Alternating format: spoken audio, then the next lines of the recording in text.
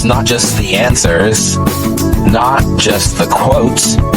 It's life in the margins. It's time for Cluffs Notes.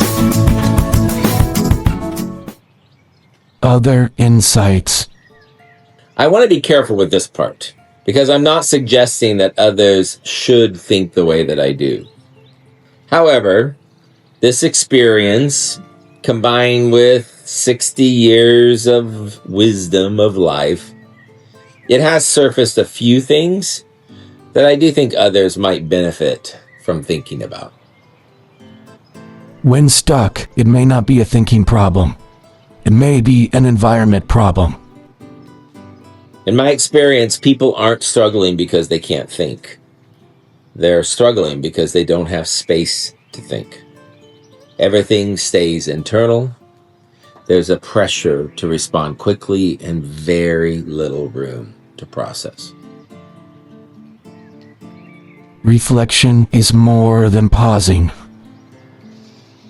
Taking a moment isn't always enough. What matters is what you do during that pause. Consider, how do you get your thoughts out of your head? How do you interact with them? How do you look at them from other angles?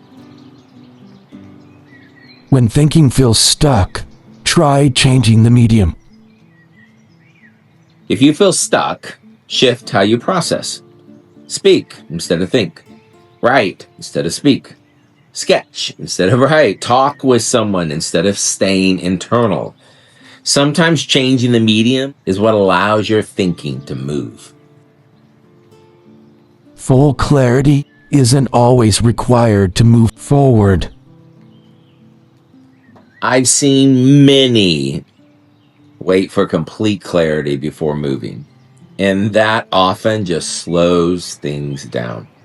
Sometimes we only need enough clarity for the next step. Language can bring clarity out of ambiguity. There's something powerful about being able to say, this is what this is. Not perfectly, not permanently, but clearly enough to make it visible. Thinking improves when perspective widens. One of the biggest challenges for most of us is finding ways to widen our perspective, to see things from different angles. Often, that comes through conversation, through hearing things reflected back. So consider how you might bring more collaboration into your thinking.